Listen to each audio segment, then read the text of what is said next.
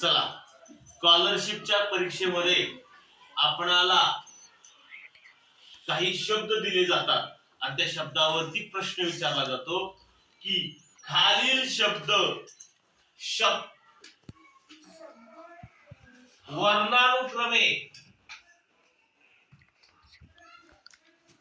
वर्णानुक्रमे लावा आणि पहिला शब्द दुसरा शब्द असा कुठला तरी शब्द विचारला जातो. काय विचारलं जातं बघा, परत सांगतो. खालील शब्द वर्णानुक्रमे लावून तिसऱ्या नंबरचा शब्द कोणता येईल असा प्रश्न विचारला जातो. वर्णानुक्रमे यालाच शब्दकोशाप्रमाणे असं सुद्धा म्हणतात. म्हणजे असाही प्रश्न विचारले जाऊ शकतात. खालील शब्द शब्दकोशाप्रमाणे लावा. शब्दकोशाप्रमाणे म्हणजेच वर्णानुक्रमे. लक्ष द्या सगळे. तुम्हाला असं सुद्धा फसवा शब्द वापरला जातो तिथं. खालील शब्द शब्दकोशाप्रमाणे. शब्दकोश म्हणजे डिक्शनरी. त्या डिक्शनरी मध्ये जे शब्द असतात ते सगळे शब्द वर्णानुक्रमे असतात. त्यामुळे आपल्याला समजलं पाहिजे शब्दकोशाप्रमाणे म्हणजेच वर्णानुक्रमे.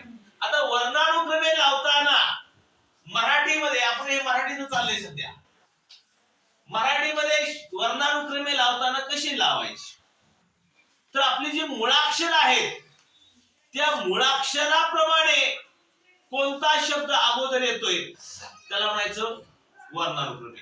आपण जर मुळाक्षर बघितली अ आ इ ई, त्यानंतर काय येतं उ, उ नंतर दुसरं उ, नंतर बघा लक्ष द्या अ आ इ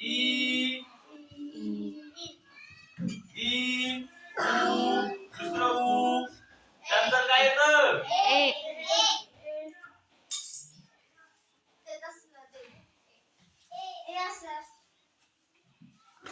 रू. रू ऋषीचा अ आ इ ई उ उ रू. ध्यान ठेवायचं. बरीच पोरं इथं जर एखादा शब्द रू ऋषीचा दिला असेल तर त्यावेळेस बरीचशी मुलं चुकणार आहेत. त्यांना रू ऋषीचा शब्द हा कुठे टाकायचा हेच लक्षात येणार नाही. तो येणार इथं उच्या नंतर. कळलं ना? त्यानंतर ए नंतर ए नंतर ठेवा. नवीन बदल झालाय. ए नंतर याचा शब्द येईल. त्यानंतर आई ओ ए नंतर ओ नंतर आ औ आणि ही तुम्हाला हे मुळाक्षर स्वर आहे. हे स्वराचा क्रम तुमच्या ध्यानात राहिला पाहिजे. ज्या वेळेस तुम्हाला हे जे वर्णानुक्रमे लावायचे त्यावेळेस हे स्वराचा क्रम तुम्हाला माहित पाहिजे. तुम्हाला माहितीये अ आ इ ई उ उ माहितीये, परंतु हे तीन अक्षरे तुम्हाला माहित पाहिजेत कुठे आहेत ते. दोन उ झाल्यानंतर रू ऋषीचा येतोय. त्यानंतर ए नंतर ऍ नंतर ऐ ओ आ. ते त्याचा जे आवाज आहे उ आणि रू दोन्हीचा आवाज सारखाच येतोय. म्हणून इथं हे रू जे आहे त्या उ नंतर घेतलंय. बघा तुम्ही म्हणताना आपल्याला लक्षात येतोय बघा उ रू दोन्हीचा आवाज सारखा येतोय. म्हणून ह्या उ नंतर हे रू घेतलंय. आता हे तर तसंच आहे. ए दोन्हीचा आवाज सारखाच आहे म्हणून हे ए नंतर ऍ घेतले. थोडाच बदलले. आता इथं सुद्धा ओ आणि त्याच्या सारखाच याचा आवाज आहे आ म्हणून हे ओ नंतर वा घेतलंय. समजलं हे? तर आता आपल्याला वर्णानुक्रमे कसं लावायचं बघतोय आपण. पहिल्यांदा आपण बघितले हे स्वर,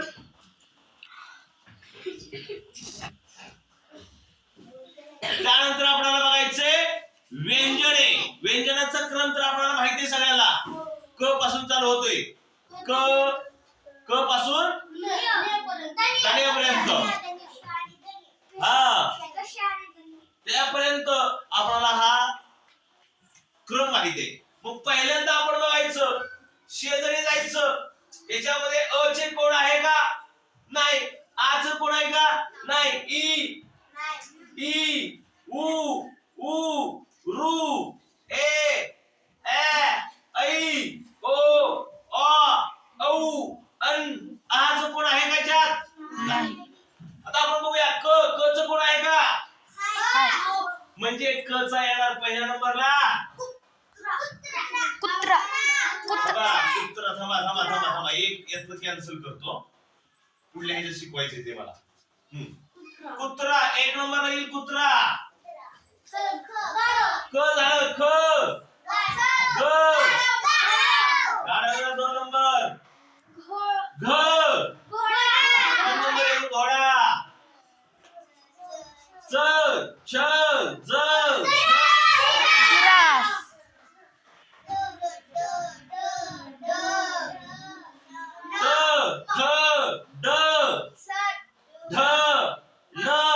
पहिल्यांदा न वाढायचा असतो.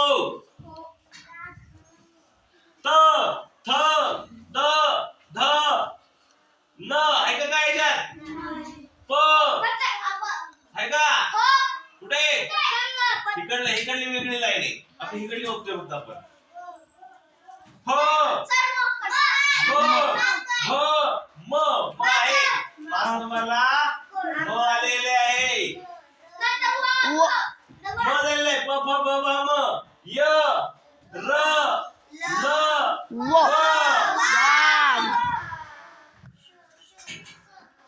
श. पहिल्यांदा श शामृगाचा येतो. नंतर ष येतो. नंतर स येतो. ध्यान ठेवा.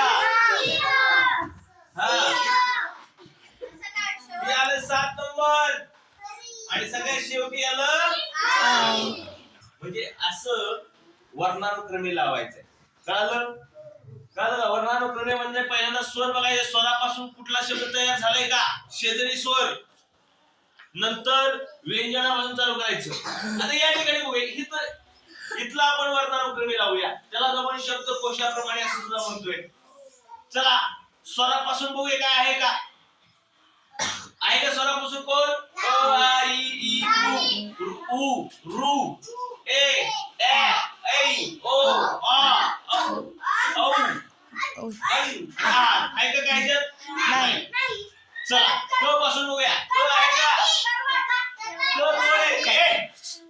क दोन आहे. या ठिकाणी बी क आहे आणि या ठिकाणी पण क आहे. मग या वेळेस आपल्याला काय करावं लागतं? तेच आहे. ज्या वेळेस एकाच अक्षरापासून जर शब्द तयार झाला असेल तर त्यातला कोणता शब्द अगोदर घ्यायचा, तर त्याची आपली बाराखडी चेक करायची. बाराखडी चेक करताना या स्वरानुसार बाराखडी चेक करावी लागणार आहे. स्वरानुसार म्हणजे पहिल्यांदा क. बघा आपण बाराखडी लिहूया. क. बाराखडी त्याला क का का की की की की कू कू कू दुसरा कू. नंतर चुकलं. रू. ही बाराखडी. ही स्वर आपल्याला लक्षात आलं. स्वराची लाईन त्याच्यानुसार बाराखडी तयार होते. क्रू. नंतर के. नंतर नंतर नंतर नंतर काय बोलताय? बाराखडी स्वराची लाईन आहे ना, त्याच्यानुसार बाराखडी लिहायची. नंतर काय? गौ. याच्यानुसारच बाराखडी लिहायची आहे आपली. आणि मग ते चेक करायचंय याच्यामध्ये क अगोदर आलाय का का अगोदर आलाय. क अगोदर आलाय म्हणजे हा आला 1 नंबर, हा आला 2 नंबर. आता क झालं. ख नाही. ग ग च छ ज झ. बरोबर. हे आलं झच आहे का की काय नाही. हे आलं तिसरं. बर चला ट ठ ड ध न त थ द ध न प पचे तीन आहेत मग हे पचे तीन आहेत तिन्ही मधलं कुठलं तिन्ही मध्ये आपल्याला पहिलं अक्षर चेक करायचंय तिथं पे आहे प आहे आणि पाय म्हणजे प येईल पहिल्यांदा हे आलं 4 काळा येईल 2 नंबरला 5 आणि 3 6 नंबरला आता व चे राहिले 2च मग त्या व चे मध्ये वा अगोदर येईल कमी अगोदर येईल पहिल्यांदा काळा अगोदर येईल नंतर वेलांटी येईल है की नाही म्हणजे ही 7 नंबरला आणि ही झाली आपली वर्णानुक्रमे त्याला शब्दकोशाप्रमाणे असं म्हणतात. आता इकडे बघूया इथं सुद्धा तसंच आहे पण इथं काय केलंय सगळे पहिले अक्षर सारखी दिल्यात सगळे पहिले अक्षर सारखी दिल्यात ही कचरा कपाट कचोरी गोडसा कळप आणि कपाळ याच्यामध्ये मग आपलं काय करावं लागणार आहे जर पहिलं अक्षर सारखं असेल तर दुसरं अक्षर चेक करावं लागणार आहे जसं आपण संख्या लहान मोठी ओळखण्यासाठी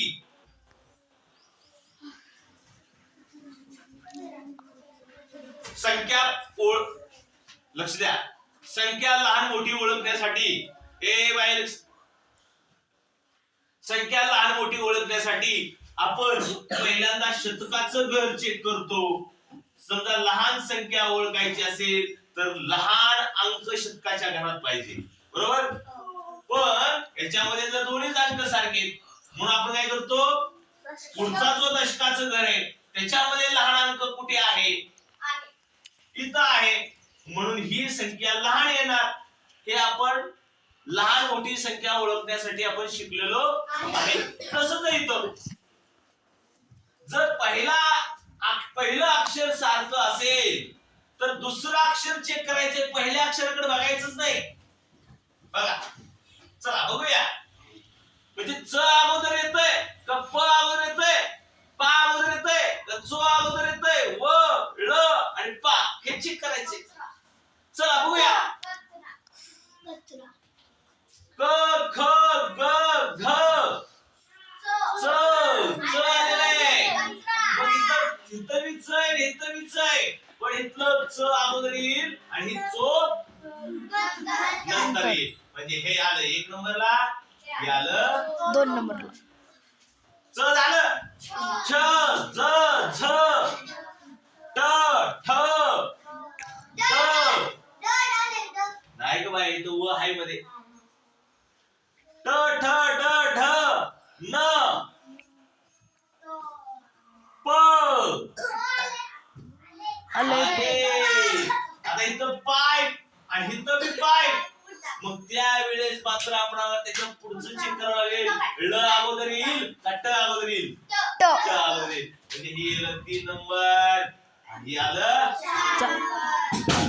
कळालं का कसं येते म्हणजे पहिलं अक्षर सारखं आलं दुसरं अक्षर सारखं आलं मग त्याच्यानंतरचं पुढचं अक्षर बघायचे कोणतं अक्षर अगोदर येते ते चेक करायचे जे अगोदर येते ते येणार अगोदर कळलं त्यानंतर राहिलं कुठलं हा कवळसा आणि कळप याच्यामध्ये हे क आणि क सारखं आहे मग ही व अगोदर येईल का ळ अगोदर येईल व य र ल व य र